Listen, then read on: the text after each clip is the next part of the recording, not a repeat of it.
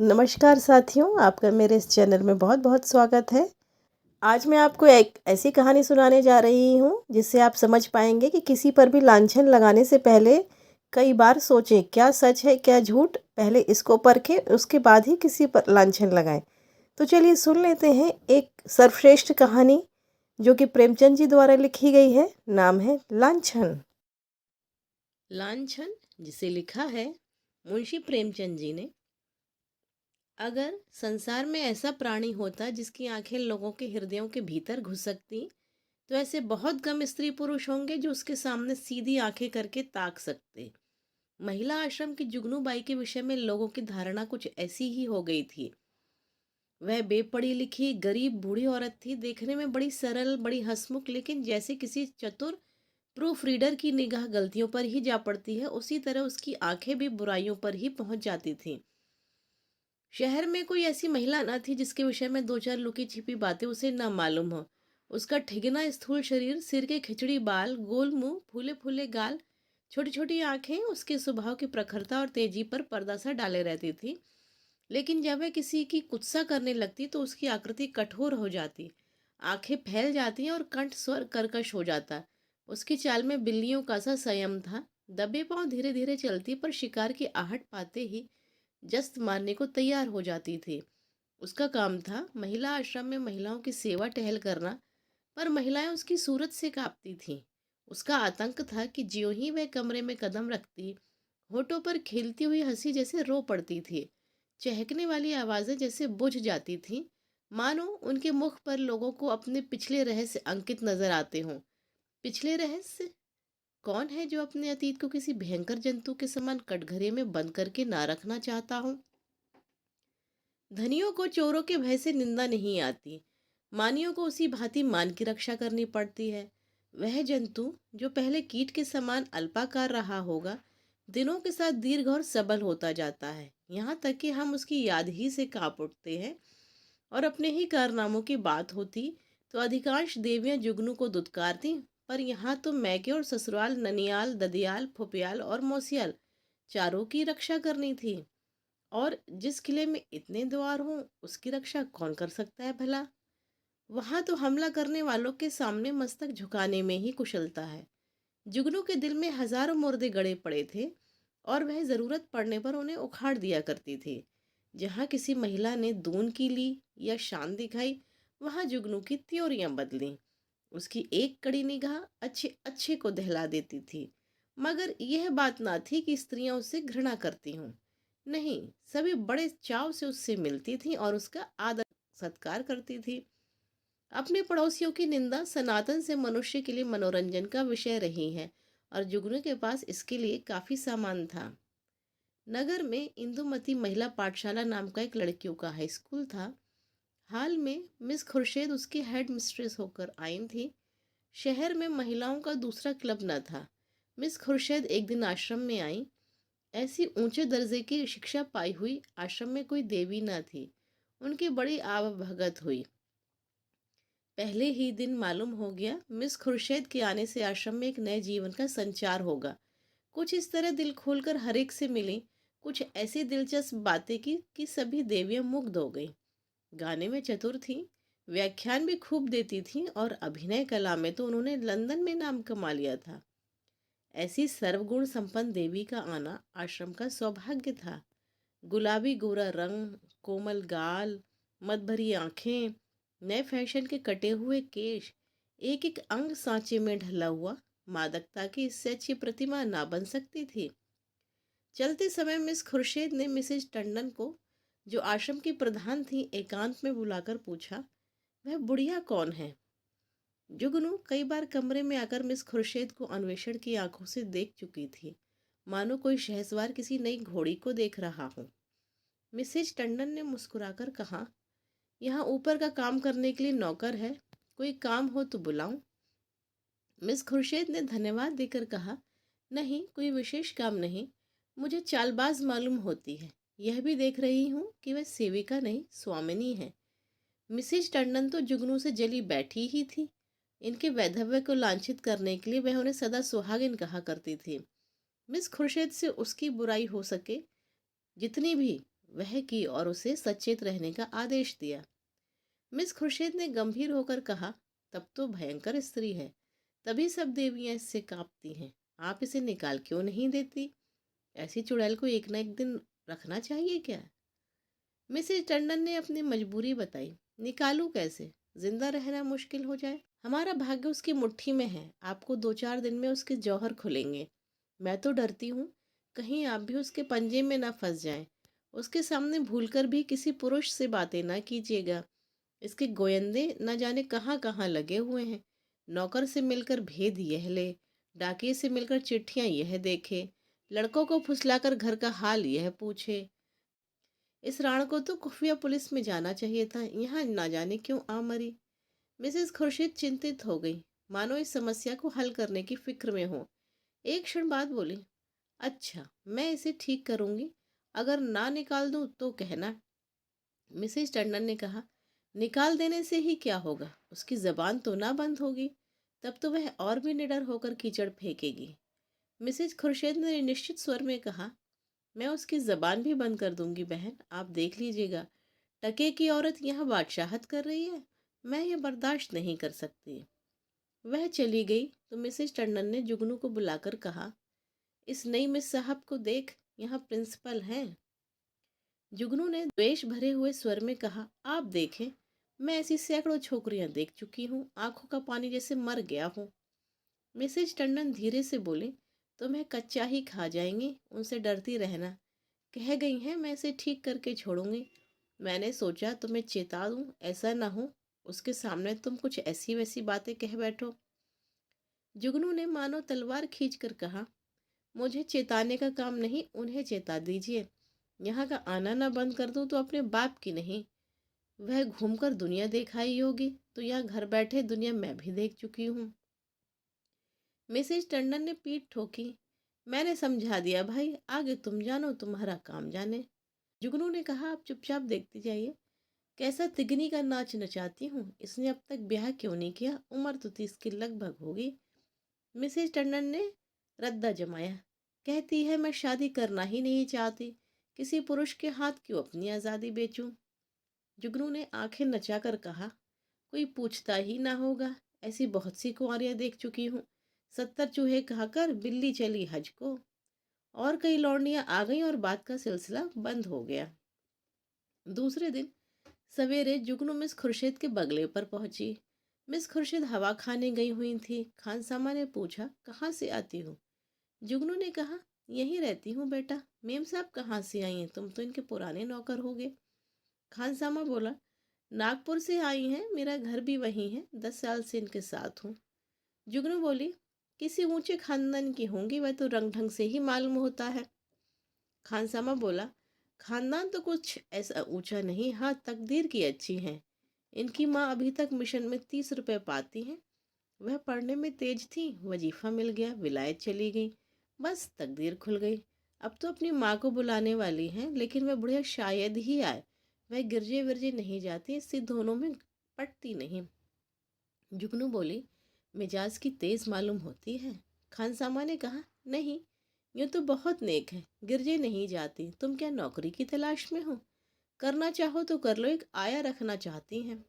जुगनू बोली, नहीं बेटा, मैं अब क्या नौकरी करूँगी। इस बंगले में पहले जो मेम साहब रहती थी, वह मुझ पर बड़ी निगाह रखती थी। मैंने समझा, चलूँ नई मेम साहब का आशीर्वाद दे जाऊँ। खानसामा ने कहा, यह आशीर्वाद लेने वाली मेम साहब नहीं है, ऐसों से बहुत चिढ़ती हैं। कोई मंगता आया और उसे डांट बताई, कहती है बिना काम के किसी को जिंदा रहने का हक नहीं, भला चाहती हो तो चुपके से रह लो। जुगनू बोली, तो ये कहो इनका कोई धर्म करम नहीं, फिर भला गरीबों पर क्यों दया करने लगे। जुगनू को अपनी दीवार खड़ी करने के लिए काफी सामान मिल गया। नीच खानदान की है, माँ से पटती नहीं, धर्म से विमुख है। पहले धावे में इतनी सफलता कुछ कम न थी। चलते चलते खानसामा से इतना और पूछा, उनके साहब क्या करते हैं? खानसामा ने मुस्कुराकर कहा, इनकी तो अभी शादी ही नहीं हुई, साहब कहाँ से होंगे। जुगनू ने बनावटी आश्चर्य से कहा, अरे अब तक ब्याह ही ना हुआ? हमारे यहाँ तो दुनिया हंसने लगे। खानसामा बोला, अपना अपना रिवाज है, इनके यहाँ तो कितनी ही औरतें उम्र भर ब्याह नहीं करती। जुगनू ने मार्मिक भाव से कहा, ऐसी कुंवारियों को मैं बहुत देख चुकी हूँ। हमारी बिरादरी में कोई इस तरह रहे तो धुड़ी धुड़ी हो जाए। मुदा इनके यहाँ जो जी में आवे करो, कोई नहीं पूछता। इतने में मिस खुर्शीद आ पहुंची। गुलाबी जाड़ा पड़ने लगा था। मिस साहब साड़ी के ऊपर ओवरकोट पहने हुए थी, एक हाथ में छतरी, दूसरे में छोटे कुत्ते की जंजीर। प्रभात की शीतल वायु में व्यायाम के कपोलों को ताजा और सुर्ख कर दिया था। जुगनू ने झुककर सलाम किया, पर उन्होंने उसे देखकर भी ना देखा। अंदर जाते ही खानसामा को बुलाकर पूछा, यह औरत यहाँ क्या करने आई है? खानसामा ने जूते का फीता खोलते हुए कहा, भिकारिन है हुजूर, पर औरत समझदार है। मैंने कहा यहाँ नौकरी करेगी तो राजी नहीं हो।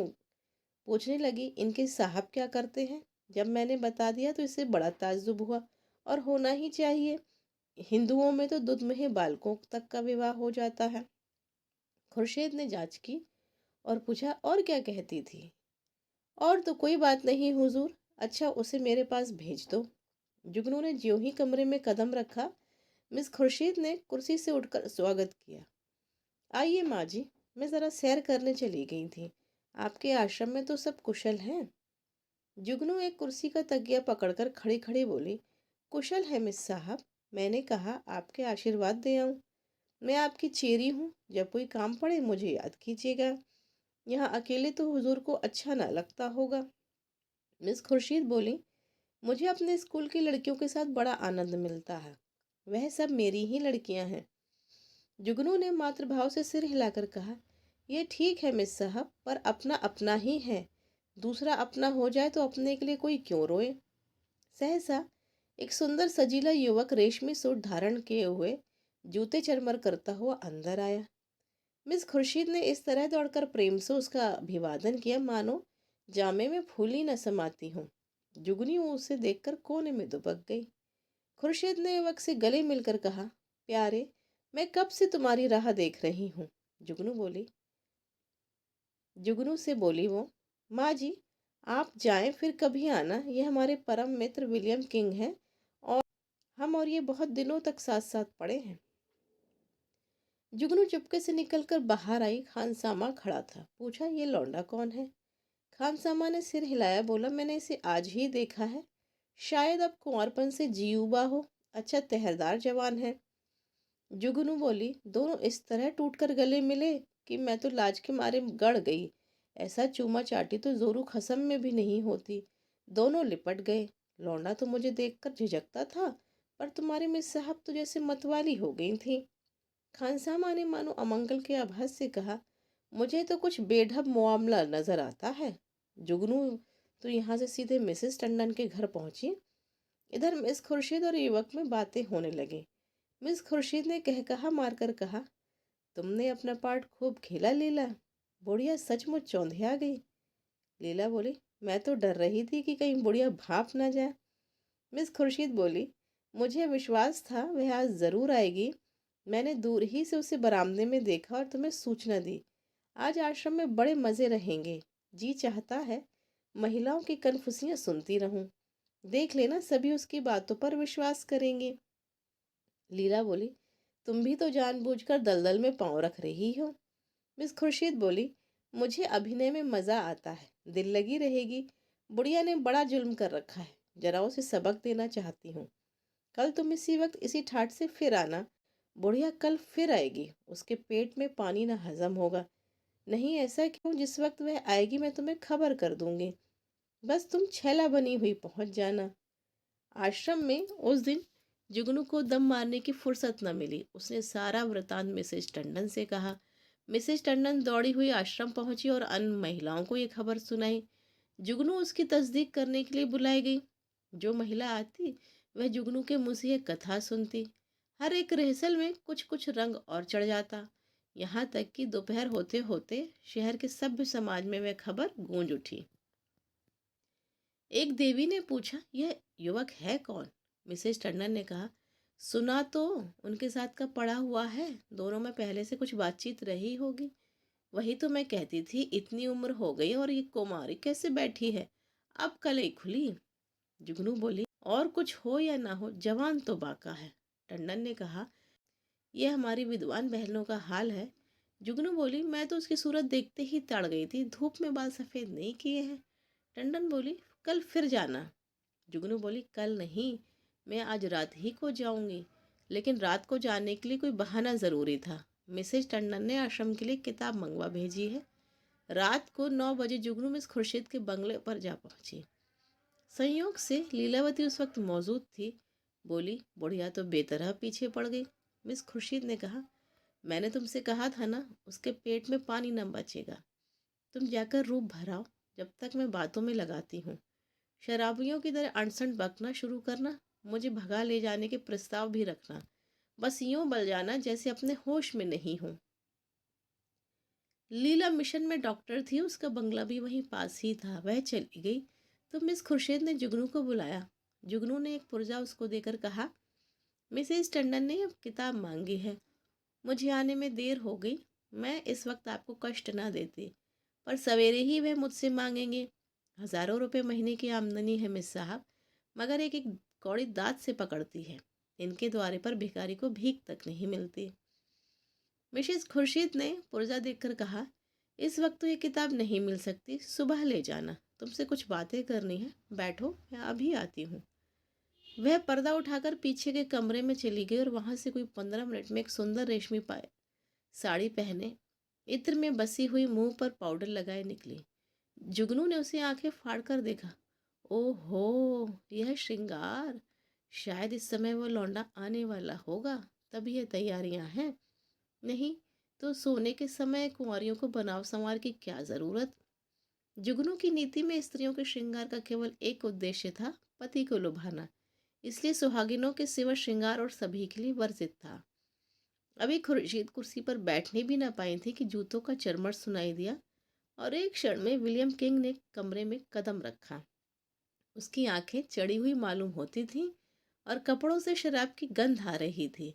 उसने बेधड़क मिस खुर्शीद को छाती से लगा लिया और बार बार उसके कपोलों के चुम्बन लेने लगा। मिस खुर्शीद ने अपने को उसके करपाश में छुड़ाने की चेष्टा करके कहा, चलो हटो, शराब पी कर आए हो। किंग ने उसे और चिमटा कर कहा, आज तुम्हें भी पिलाऊंगा प्रिय, तुमको पीना होगा, फिर हम दोनों लिपट कर सोवेंगे। नशे में प्रेम कितना सजीव हो जाता है, इसकी परीक्षा कर लो। मिस खुर्शीद ने इस तरह जुगनू की उपस्थिति का उसे संकेत दिया कि जुगनू पर नजर पड़ जाए, पर किंग नशे में मस्त था, जुगनू की तरफ देखा ही नहीं। मिस खुर्शीद ने रोश के साथ अपने को अलग करके कहा, तुम इस वक्त आप ही में नहीं हो, इतने उतावले क्यों हुए जाते हो, मैं कहीं भागी जा रही हूँ क्या? किंग बोला, इतने दिनों से चोरों की तरह आया हूँ, आज मैं खुले खजाने आऊँगा। खुर्शीद ने कहा, तुम तो पागल हो रही हो, देखते नहीं हो कमरे में कोई बैठा हुआ है। किंग ने हड़बड़ाकर जुगनू की तरफ देखा, झिझक कर बोला, यह बुढ़िया यहाँ कब आई? तू यहाँ क्यों आई बुढ़ी? शैतान की बच्ची यहाँ भेद लेने आती है, हमको बदनाम करना चाहती है। मैं तेरा गला घोट दूंगा। ठहर, भागती कहाँ है? मैं तुझे जिंदा ना छोड़ूंगा। जुगनू बिल्ली की तरह कमरे से निकली और सिर पर पांव रखकर भागी। उधर कमरे से कह कहे उठ उठकर छत को हिलाने लगे। जुगनू उसी वक्त मिसेस टंडन के घर पहुंची। उसके पेट में बुलबुले उठ रहे थे, पर मिसेस टंडन सो गई थी। वहां से निराश होकर उसने कई दूसरे घरों की कुंडी खटखटाई, पर कोई द्वार न खुला और दुखिया को सारी रात इसी तरह काटनी पड़ी, मानो कोई रोता हुआ बच्चा गोद में हो। प्रातः काल वे आश्रम में जा कूदी। कोई आधा घंटे में मिसेज टंडन भी आई। उन्हें देखकर उसने मुंह फेर लिया। मिसेज टंडन ने पूछा, रात क्या तुम मेरे घर आई थी? इस वक्त मुझसे महाराज ने कहा। जुगनू ने विरक्त भाव से कहा, प्यासा ही तो कुएं के पास जाता है, कुआं थोड़े ही प्यासे के पास आता है। मुझे आग में झोंक कर आप दूर हट गई। भगवान ने मेरी रक्षा की नहीं, कल जान ही गई थी। मिसेज टंडन ने उत्सुकता से कहा, क्या हुआ, कुछ कहो तो। तुमने मुझे जगा क्यों ना लिया? तुम तो जानती हो मेरी आदत सवेरे सो जाने की है। महाराज ने घर में घुसने ही ना दिया, जगह कैसे लेती? आपको इतना तो सोचना चाहिए था कि वह वहाँ गई है तो आती ही होगी। घड़ी भर बाद ही सोती तो क्या बिगड़ जाता? पर आपको किसी की क्या परवाह। तो क्या हुआ, मिस खुर्शीद मारने दौड़ी? वह नहीं मारने दौड़ी, उनका वह खसम है, वह मारने दौड़ा। लाल आंखें निकाले आया और मुझसे कहा, निकल जा। जब तक मैं निकलूं तब तक वह हंटर खींचकर दौड़ ही तो पड़ा मेरे पीछे। मैं सिर पर पाँव रखकर न भागती तो चमड़ा उधेड़ डालता, और ये वह राण बैठी तमाशा देखती रही। दोनों में पहले से ही सदी बदी थी। ऐसी कुलटाओं का मुंह देखना पाप है, बेसवा भी इतनी निर्लज्ज ना होगी। जरा देर में और देवियां आ पहुंची। यह वृतांत सुनने के लिए सभी उत्सुक हो रही थी। जुगनू की कैची अविश्रांत रूप से चलती रही। महिलाओं को इस वृतांत में इतना आनंद आ रहा था कि कुछ ना पूछो। एक एक बात को खोद खोद कर पूछती थी। घर के काम धंधे भूल गए, खाने पीने की भी सुध न रही, और एक बार सुनकर उनकी तृप्ति न होती थी। बार बार वही कथा नए आनंद से सुनती थी। मिसेज टंडन ने अंत में कहा, हमें आश्रम में ऐसी महिलाओं को लाना अनुचित है। आप लोग इस प्रश्न पर विचार करें। मिसेज पांड्या ने समर्थन किया, हम आश्रम को आदर्श से गिराना नहीं चाहते। मैं तो कहती हूँ ऐसी औरत किसी संस्था के प्रिंसिपल बनने के योग्य नहीं। मिसेज बांगड़ा ने फरमाया, जुगनूबाई ने ठीक कहा था, ऐसी औरत का मुंह देखना भी पाप है। उसे साफ कह देना चाहिए, आप यहाँ तशरीफ न लाएं। अभी यह खिचड़ी पक ही रही थी कि आश्रम के सामने एक मोटर आकर रुकी। महिलाओं ने सिर उठा उठा कर देखा। गाड़ी में मिस खुर्शीद और विलियम किंग बैठे हुए थे। जुगनू ने मुंह फैलाकर हाथ से इशारा किया, वही लौंडा है। महिलाओं का संपूर्ण समूह चिक के सामने आने के लिए विकल हो गया। मिस खुर्शीद ने मोटर से उतरकर हुड बंद कर दिया और आश्रम के द्वार की ओर चली। महिलाएं भाग भाग कर अपनी जगह पर आ बैठी। मिस खुर्शीद ने कमरे में कदम रखा। किसी ने स्वागत ना किया। मिस खुर्शीद ने जुगनू की ओर निसंकोच आंखों से देखकर मुस्कुराते हुए कहा, कहिए बाई जी, रात आपको चोट तो नहीं आई? जुगनू ने बहुत तेरी बोला, दीदी दिलेर स्त्रियां दिखती थीं, पर इस ढिठाई ने उसे चकित कर दिया। चोर हाथ में चोरी का माल लिए साहूकार को ललकार रहा। जुगनू ने बहुतेरी दीदा दिलेर स्त्रियां देखी थीं, पर इस ढिठाई ने उसे चकित कर दिया। चोर हाथ में चोरी का माल लिए साह को ललकार रहा था। जुगनू ने ऐठ कर कहा, जीना भरा हो तो अब पिटवा दो, सामने ही तो है। खुर्शीद ने कहा, वह इस वक्त तुमसे अपना अपराध क्षमा कराने आए हैं। रात वह नशे में थे। जुगनू ने मिसेस टंडन की ओर देखकर कहा, और आप भी तो कुछ कम नशे में नहीं थी। खुर्शीद ने व्यंग समझकर कहा, मैंने आज तक कभी नहीं पी, मुझ पर झूठा इल्जाम मत लगाओ। जुगनू ने लाठी मारी, शराब से भी बड़ी नशे की चीज है कोई? वह उसी का नशा होगा। उन महाशय को पर्दे में क्यों ढक दिया? देवियां भी तो उनकी सूरत देखती। मिस खुर्शीद ने शरारत की, सूरत तो उनकी लाख तो लाख में एक है। मिसेस टंडन ने आशंकित होकर कहा, नहीं, उन्हें यह लाने की ज़रूरत नहीं, आश्रम को हम बदनाम नहीं करना चाहते। मिस खुर्शीद ने आग्रह किया, मामले को साफ करने के लिए उनका आप लोगों के सामने आना बहुत ज़रूरी है। एक तरफा फैसला आप क्यों करती हैं? मिसेस टंडन ने टालने के लिए कहा, यहाँ कोई मुकदमा थोड़े ही पेश है।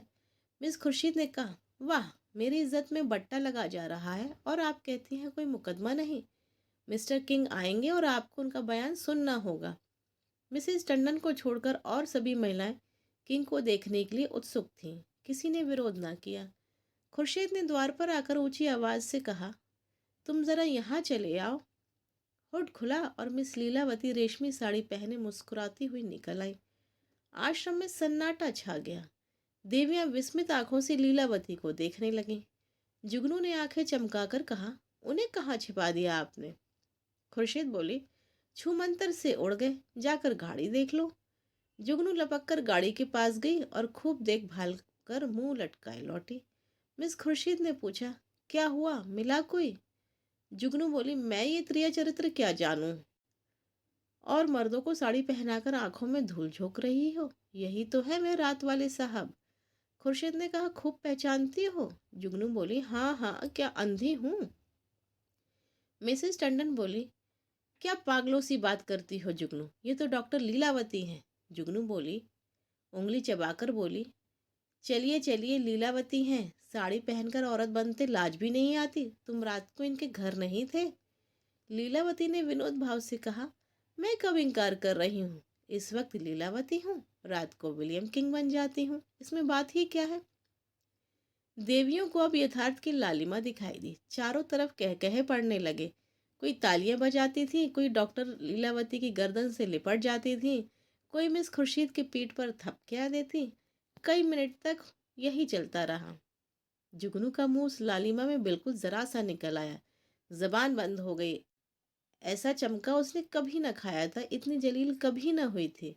मिसेज मेहरा ने डांट बताई, आप बोलो दाई, मुंह लगी कालिक में कि नहीं? मिसेस बांगड़ा बोली, इसी तरह सबको बदनाम करती है। लीलावती बोली, आप लोग भी तो जो ये कहती हैं उस पर विश्वास कर लेती हैं। इस हर बोंग में जुगनू को किसी ने जाते ना देखा। अपने सिर पर यह तूफान उठते देखकर उसे चुपके से सरक जाने में ही कुशल मालूम हुई। पीछे के द्वार से निकली और गलियों गलियों भागी। मिस खुर्शीद ने कहा, जरा उससे पूछो मेरे पीछे क्यों पड़ गई थी।